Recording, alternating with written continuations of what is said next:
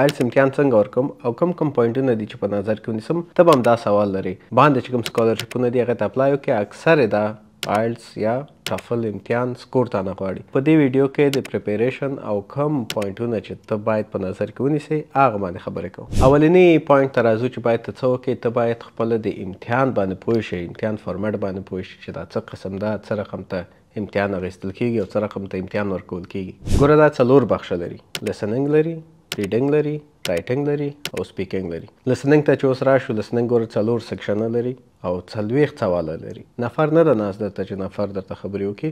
ریکارډډ کوېسچنز دي، ریکارډډ پیراګرافس دي، هغه تاته وایي او هغه نه بیرته تاته چې کوي سوالونه درکوي او ته به همغه سوالو ته جواب ورکوي.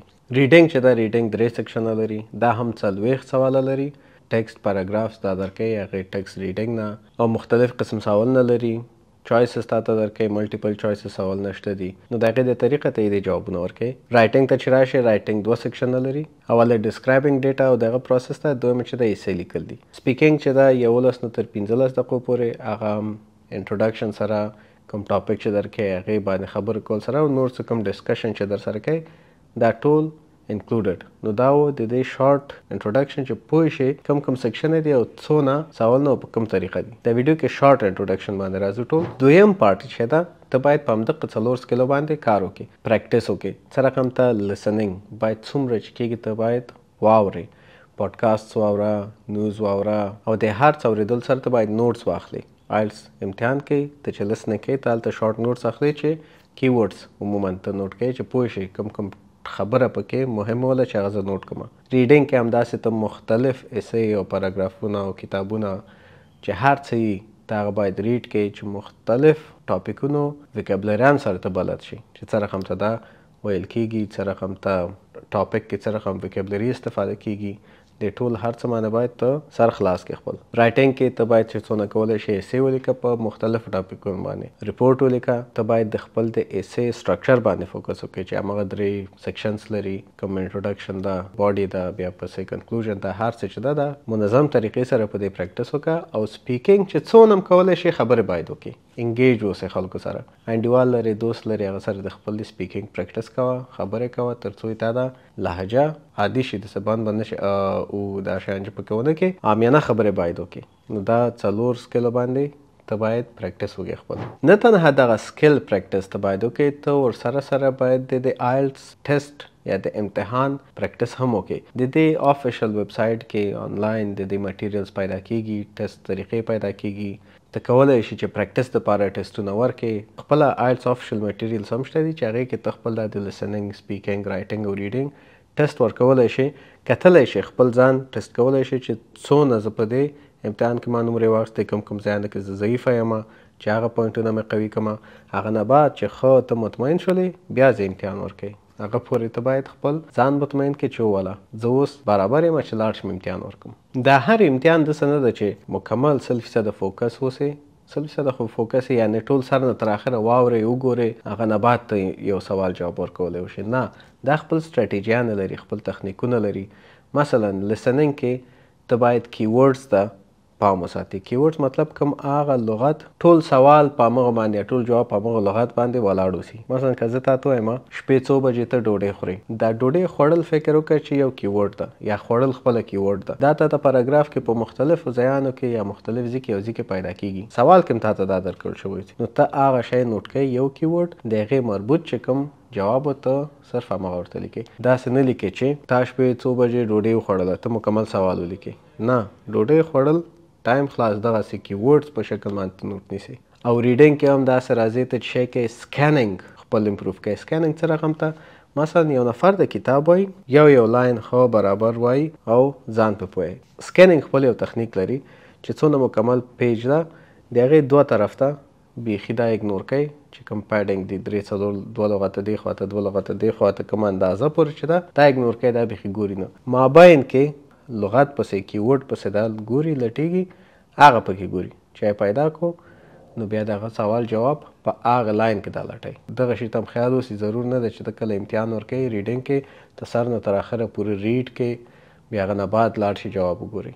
نه، سوال دې وګوره، سوال نه بعد راشه سکین کا. رائټینګز کې هم د نه مخکې چې ته ایسې ولیکې ایسې د پلان کوې چې په کوم شکل ولیکې او دا باید ذهن کې وساتې چې کوم سوال نه تا نه وغوښتې هغه ټول پکې برابر جواب شي د ایسې کې. دا هم د پلانینګ کې تا ته برابرېږي چې پلانینګ ونه کړې همداسې ډایرکټ لیکل وکړې نو کېدای شي یو نیم سوال درنه خطا وخوري. او ټایم د ټایم استفاده ډېره مهمه ده. سپیکینګ کې ته باید پریکټس وکړې چې څونه هم په سپیکینګ ته پریکټس کولی شي چې ته عام شکل باندې خبرې وکړې. دا څه ښکاره نه شي چې والا ته په زوره لګیې ته لغات لټوې ته فکر کوې پکې هغه هم د پریکټس کولو نه کېږي چې څونه ته خبرې کوې هغونه پریکټس کول نه ده ژبه عادي کېږي تا په خوله کې. د هر سیکشن کې دا 4 سیکشن چې تاسو ته ما ویلې د هر یو کې خپل ټایم مینجمنټ لري. د ټایم باید ته ډېر خیال وساتې چې هر سوال څونه وخت کې ته جواب ورکړې څونه وخت لري ته یو سوال دپاره سوال نه ټول په ټایم د امتحان ټایم باندې د کلکولیټ کا چې دونه ټایم لرم دونه سوال لرم هر سوال ته باید زه یا 1 دقیقه یا نیمه دقیقه یا 1 نیمه دقیقه چې څونه کېږي دونه وخت کې زه باید دا جواب کوم. په یو سوال کې ته 3 دقیقې 4 دقیقې یا 5 دقیقې تیروي فکر پې کوې نور آخر ته چې رسېږي ټایم در سره ډېر کم پاتې سوال نه دی زیات.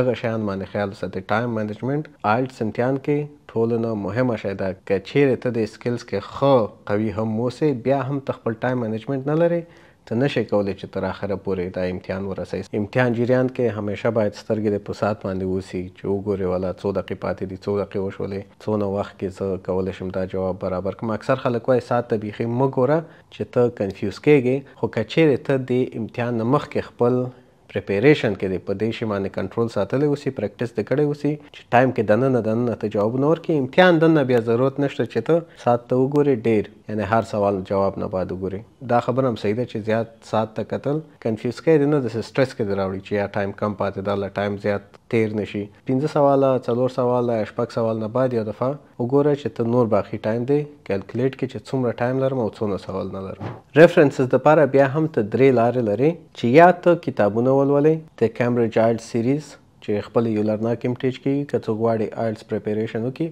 لار دی چې یو لرناکې صنفونه شته دي یا نور هم که نږدې کوم بل کورس یې در سره هلته لاړ شي خپل انګلیش پریپریشن دی وکړي.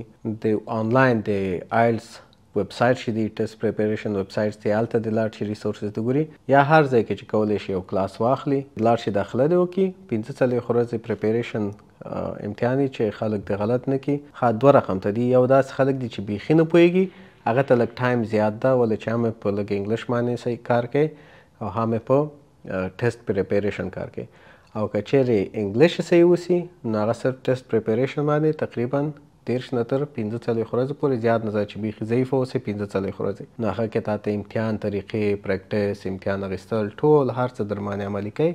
بیا ته کولی شي پوه شي چې زه څونه اوبو کې یم او څونه اوبو نه وتی یم چې لاړ شم امتحان ورکړم.